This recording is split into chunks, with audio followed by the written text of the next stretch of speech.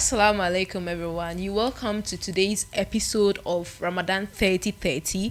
My name is Suwaiba and today we have a guest who is here to tell us about a particular Islamic religion known as the Qurani alone Muslim. Yes, if I'm right. And we also have an imam here who is coming to give us his perspective on Islamic tolerance in our Zongo community. You welcome Mubarak and Imam.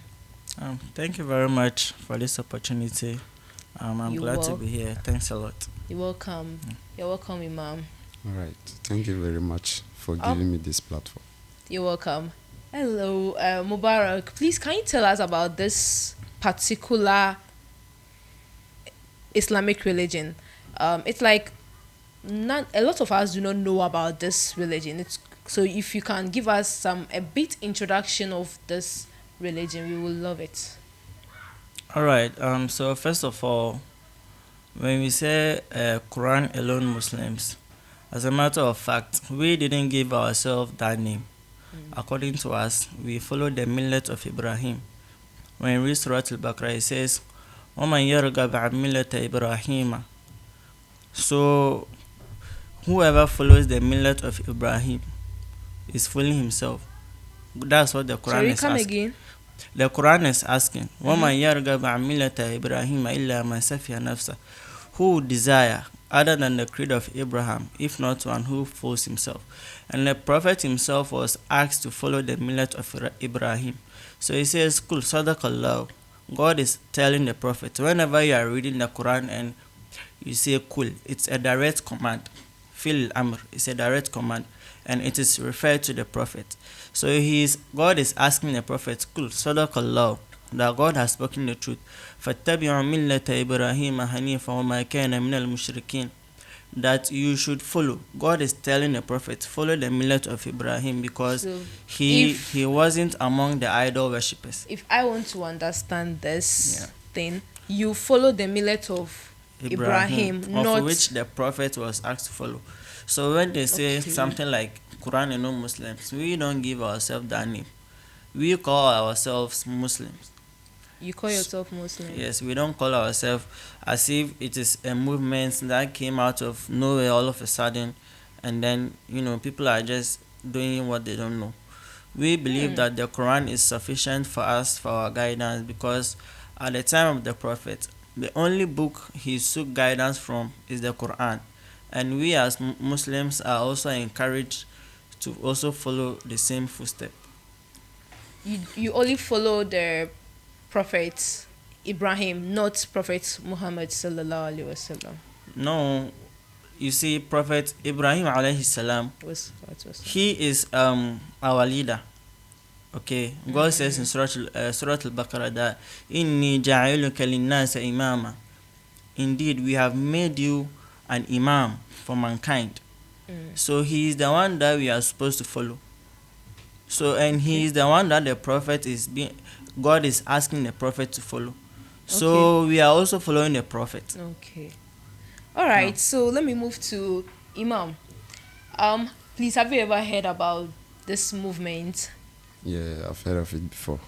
When you heard it, what was your reaction? Because first of all, let me ask if you follow the beliefs of this movement.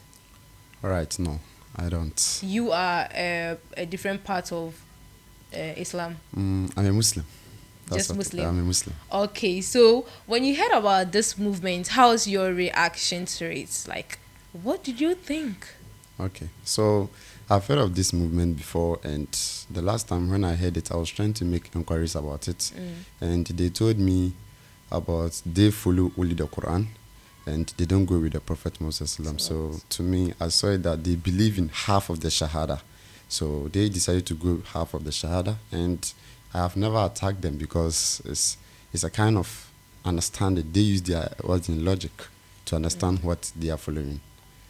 So if you would be in a neighborhood with this movement, how are you going to tolerate them? All right. So as far as they are not against what I'm doing, I don't think I'll have any problem with them. But the problem is, when someone is not following you or you are not in the same line with someone, it's not about you not tolerating the person. It's about sitting together, bring your proofs out, make the person understand you, why you want the person to be on your side. And that is the safest way. All right, thank you. Moving to Mubarak. No. Per my research and what I heard about this movement, you only believe in the Holy Quran, Yep. and you also pray 3 times a day, Yeah. not unless like the Muslim religion that we pray 5 times daily.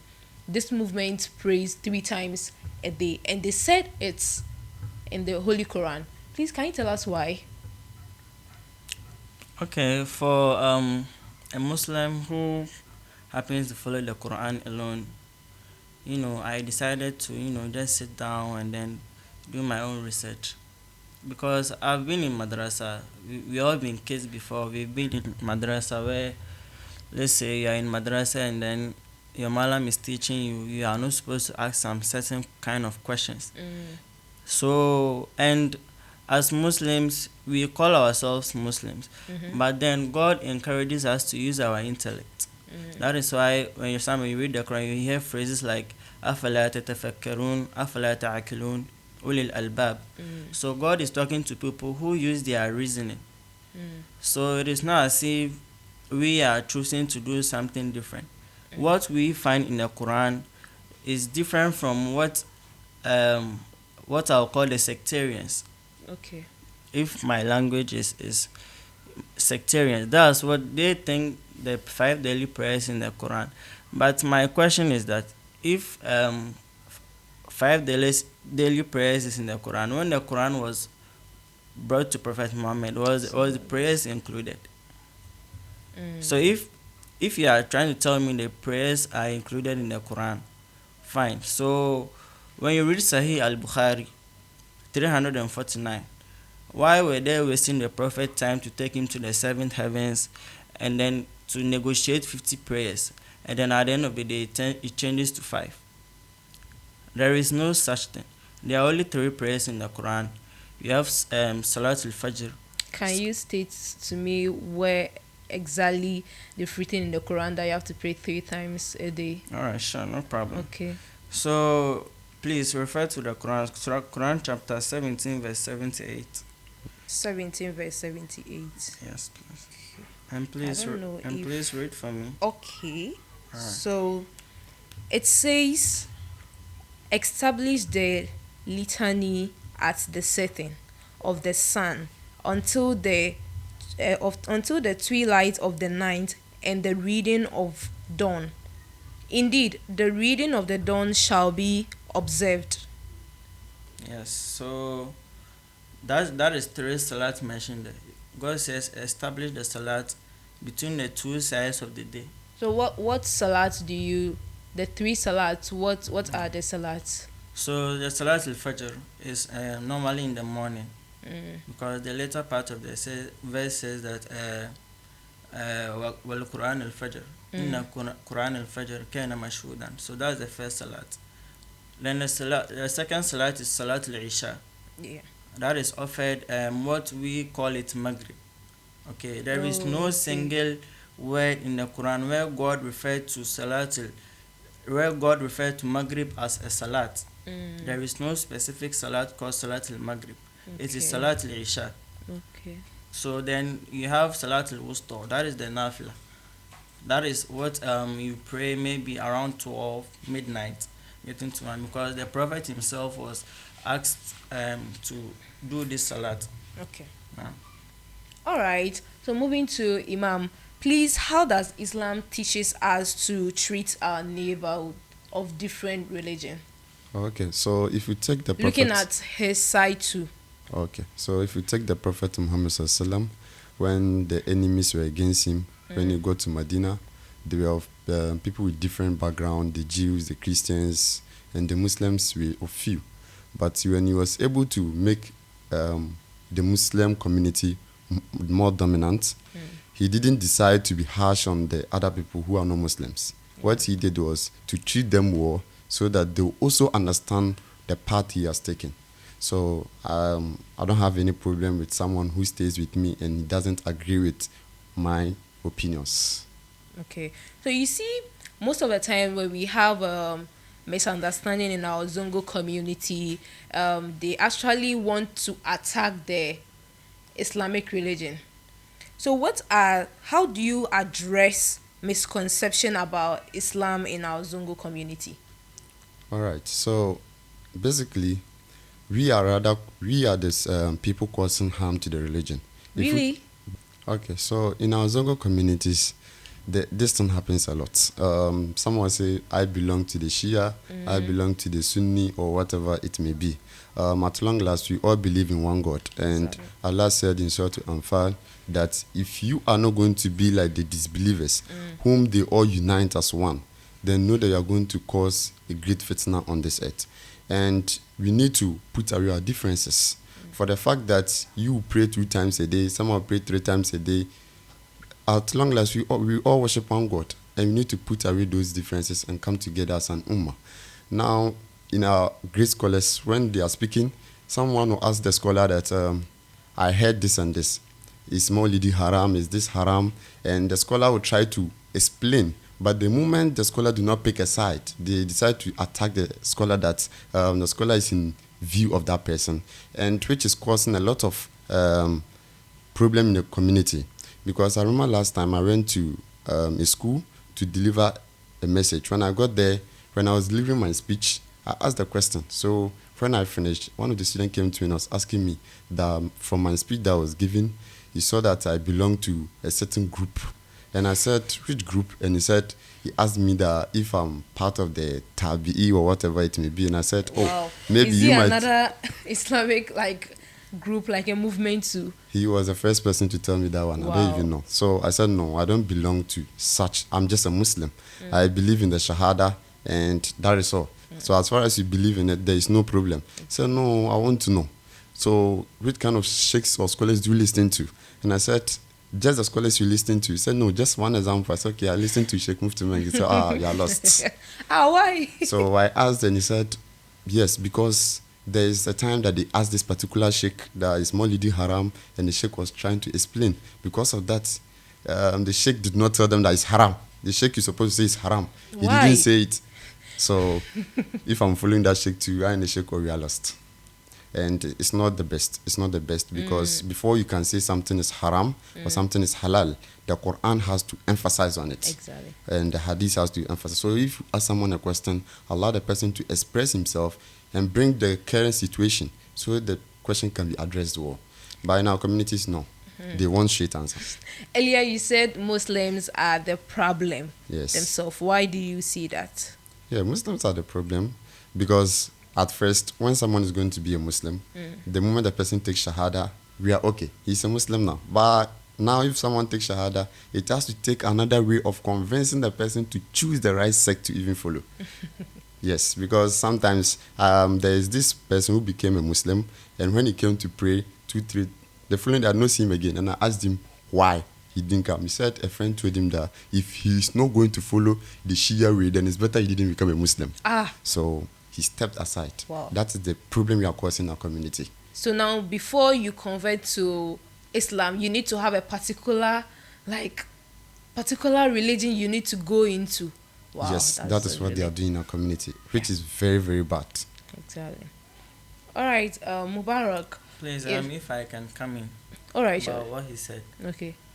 You see, what we are doing, like he said, it is the scholars. They are causing the problems. It is not the followers. Let's kind of Because speak into the we mic. are following the scholars. We claim we are following the scholars. So if the leaders are in the community, they are crooked. Definitely the followers are also going to be crooked. So yes, and the scholars too, they are not willing to tell the followers the truth. Okay, if maybe there is a particular truth about maybe fatwa or some ruling in Islam, Okay. if it is going to offend their followers, they are not going to say it. They are not going to say it, and this is the exact problem. Because if right now, if I want to, this is the same reason why I decided not to, become a sectarian. Because the Quran is there. Okay, the Quran is a book that was given to us to follow. When you read Quran chapter 2 verse 2, it says Alif Lam Mim Dhalika al-Kitab la rayba fihi hudan lil muttaqin. That in this Quran there is a guidance, and it is a guidance for the pious. So if Quran is guidance for the pious, then what are we doing? Why are we following our scholars unnecessary questions that they want to say, oh, this is haram, this is halal? God has forbidden that. If you want to label something halal or haram and God has not, doesn't have anything to do with it, then it is not from God. Clearly it is not from God. Wow. If you are doing something, you need to make sure that you have emphasis in the Quran. If it is not in the Quran, who asked you to do it? All right. I see you want to say something. One thing about Islamic religion is, as time goes on, there's advancements in the world and things changes. Islam back at the Prophet time is not Islam now, Yes. because things will change. And in fact, the Quran is a miracle. It stands for the past, present, and even in the future. But the Prophet Muhammad SAW has given us the right to derive rulings based on our understanding. And then for that reason, we cannot just use Holy Quran to derive some rulings. Why can't we? Okay, so sometimes situations come in a way that you need to use common logic. Yes, it's not every time that you go into the Quran and it speaks directly to the question. You understand? It's not every time that there are many situations out there that we use common sense. Okay, we are in the month of Ramadan. Exactly. Yes, there is this scholars that some will say we are following the sighting of the moon from Saudi Arabia. Some will say, okay, we are following the sighting of the moon from our local Some community. go to follow the chief imam. Yes. So they all have basis on what they are saying. And if this is the situation, you say we should go to the Quran and look for what's in the ruling. When no matter the number of times we are going to open the Quran, we are not going to get the answer we want. Are you sure? Yes.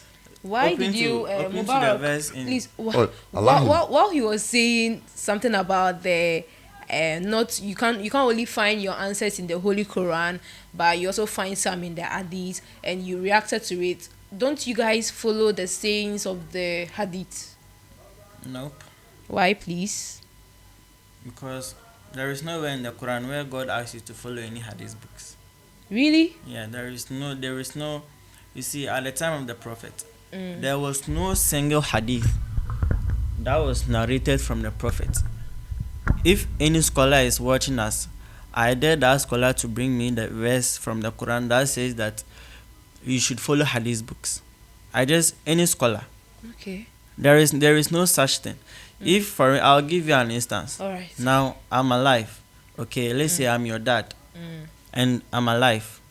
Okay, so let's say sometime comes to pass and then I'm dead, and then a stranger comes to tell you about me. Will you believe what the stranger is saying, or you are going to believe your actual experiences you've had with me? My actual experience. So those people narrating from the Prophet, they never met the Prophet. But it's written in the Hadith and sometimes too in the Quran. Even Quran is also a hadith. So if we are talking about hadith, then we need to which hadith? Because Quran is also a hadith. Do you understand? It says فَبِأَيِّ حَدِيثٍ بَعْدَهُ يُؤْمِنُونَ, that after this hadith, which other hadith would they believe in? So God also refers to the Quran as hadith. But my problem is that, hadith, the literal meaning of hadith means discourse or narration. Okay, but according to the sectarians, they think hadith is only referring to the sayings and doings of the Prophet. I'll give you an example. Let's say I'm a messenger. I've been sent to give you something. Or let's say now, because of advancement of, things, you can order your food, you can order this and that. So let's say, for instance, you are ordering a phone from a trusted company, and then the messenger brings you the phone. Are you going to take the product and look at the product and check for the authenticity of the product, or you are going to leave the product and then be asking the messenger where he's from, how does he eat, what's the name of his dad, how does he sleep? how does he excuse me to say go to the toilet? I don't care. I don't care if you're a messenger and you are bringing. So in this case, Prophet Muhammad alayhi salam, he is a messenger and a prophet at the same time. Prophet Muhammad. Now, You guys said alayhi salam. of course. Why don't you follow this? When you say Prophet Muhammad, I know it's sallallahu alaihi wasallam that we say, but you guys are saying alayhi salam. God says, "La nufarriqu bayna ahadin min rusuli." That indeed we don't make distinctions between the prophet. So why are we saying sallallahu alaihi wasallam for Prophet Muhammad and then we say alayhi salam for the other prophets? Who asked you to do that? That is my question. Whatever you are doing in the deen, make sure that it is from the Quran. Who is asking you to do it? If it's not in the Quran, who asked you to do it? But do you know Allah also makes salatil to the Prophet Muhammad? Do you know that? No, it's not true. Really? If you are going to quote Surah Al-Ahzab, Inna Allah wa malaikatahu yusalluna ala nabi ya ayyuhalladhina amanu sallu alayhi wa sallimu taslima. That it doesn't say send blessings. Do you know why? You and the prophet, who is more blessed and who is supposed to send blessings to the other? The Prophet is more blessed. The prophet is more blessed. So why would God ask you to send blessings to the prophet? Interesting. Where is the logic? Excuse me to say, where is the logic? Okay. So it doesn't say, please, it doesn't say that send blessing. Okay? It is a way that you are reaching out to the prophet. It says, indeed, Allah and the messenger reach out to the prophet. So, you who believe, reach out to the prophet. How do you reach out to the prophet? Now he is not alive. He is a messenger. He is not alive. So how do you reach out to the prophet? You refer to the Quran. To him. No.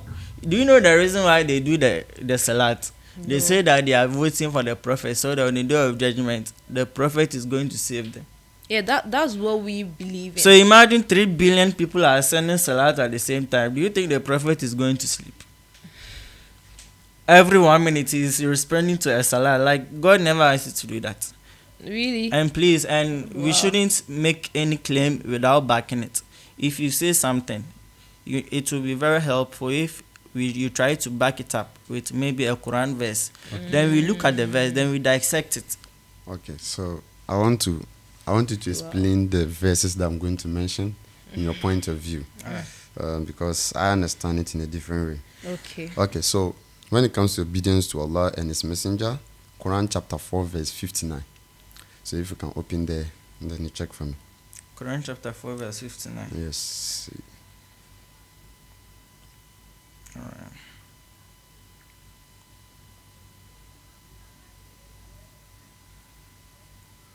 Now. All right. Should I read? Yeah, Yes, go on. يا أيها الذين آمنوا أطيعوا الله وأطيعوا الرسول وأولي الأمر منكم فإن تنازعتم في شيء فردوه إلى الله ورسوله إن كنتم تؤمنون بالله واليوم الآخر ذلك خير وأحسن تأويلا. Yes. Okay. So the translation. O you who have believed, obey Allah and obey the messenger and those in authority among you. Okay, it's enough. So, per your mind, do you think this verse is not talking about we following the Prophet Muhammad Sallallahu Alaihi Wasallam? Let's go back to the verse. Read it again. We want to Oh, hear. you who have believed, listen very carefully, please. Obey Allah and obey the messenger. It doesn't say prophet. Okay. There is a difference. Do you know that the messenger of Allah is the Prophet Muhammad? No. Okay. Excuse me to say, Allah. God is not, let's say, dumb. Okay? When he is using a phrase, he uses it exactly as it's supposed to be. So if it is Rasul and you are putting Nabi, do you know better than God? You don't know better than God. And there is a reason why God never said in the Quran, Ati'u Allah wa ati'u Nabi. Okay, he said there is no such verse in the Quran. So you continue There's as no the messenger. Okay. There is no such verse where God said you should obey the prophet. It is only you should obey the messenger.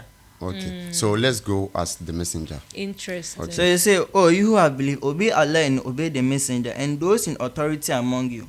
Okay. So this verse, okay, it says obey Allah, which is the Quran, right? Obey the messenger. Obeying the messenger simply means that you obey the message that he brought. If, for instance, I'm a messenger and then I bring you a message, and you are asked to obey me and then obey God, obey the one who sent me the message and also obey me. It means you are going to obey the message that I brought to you. That is what makes me a messenger. Okay. Do you understand? But you know, Muhammad is a messenger of the Quran because he was sent with the Quran to bring us the message. okay, but you know, he was there to teach the Quran. Of course. And he understands the Quran more than I and you do. Yes. Where does it say that? Because the Quran is a divine book. No. Where does it say the Quran, the Prophet knows more than us and then he's supposed to, teach us? Oh, wait. Before you even go to the chapters of the Quran, you know, logically, the Quran is a divine book, right? Yeah. That came to the Prophet through Angel Gabriel from Allah. No. Then you know that it was taught by Angel Gabriel. You understand? Yeah. The tafsir was given to him by Angel Gabriel from Allah. Or you don't believe in the tafsir of the Quran too? No, wait. I heard they only believe in the Quran. Okay, the Holy just Quran. the Quran, Yeah, not just even the Quran. tafsir. That's why they are called the Quran. Qurani alone. We Muslim. don't call ourselves those names. You don't. I said from the beginning of the interview that we don't call ourselves Quran alone Muslims. Okay, even when you read the Hadith books, okay, when you read Sunan Ibn Majah 215, the Prophet was asked that who are the best among the people, and the Prophet said they are the people of the Quran, they are the Ahlul Quran. Okay. So if you are calling us Quraniyun or Quran alone, we don't call ourselves those names. We call ourselves Muslim, and we are following the millet of Ibrahim. Thank you. Before we end this, Imam, please, what message would you give it to the young youth on religious tolerance? Okay, so we came here and we are all of different belief and sects, and I think you and I are on the same path, if I'm not lying. So I'm on my own. It doesn't mean we are not one or we are divided. It doesn't mean that way. We should all be united. When we get to the day that we meet our Lord, if Allah asks him and he says that, oh, I didn't want to do anything that which you ask me and I'll not be able to answer, that is why I'm following strictly only the Quran. Quran chapter 17 verse 36. Do not let me finish. Let him end. So then he will say, running out of time. That's what he is going to say. The judgment is with Allah. And if Allah is going to ask me and I will say that, oh, I decided to follow the Prophet Muhammad Sallallahu, because in understanding of the Quran, this is how I came to conclude. Fine, let him follow what he want to follow and let the others to also follow what they want to follow. But what I'll tell my colleagues out there is that we should be more vigilant about our studies. When it comes to Islamic studies, we should try and learn our own. When they tell you something, you don't need to just follow by it. Exactly. You apply with common logic, then you decide for yourself.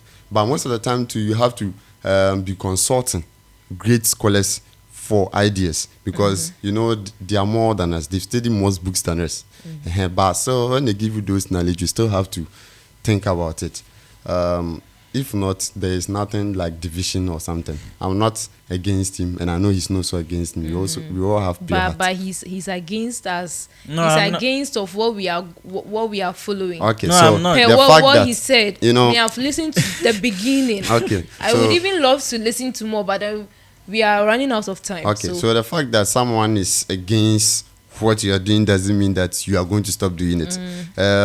Even the Prophet Muhammad Sallallahu, when he started spreading Islam, everyone was against him. Yes, He has to sacrifice a lot. The whole Quraysh, that was the biggest tribe then.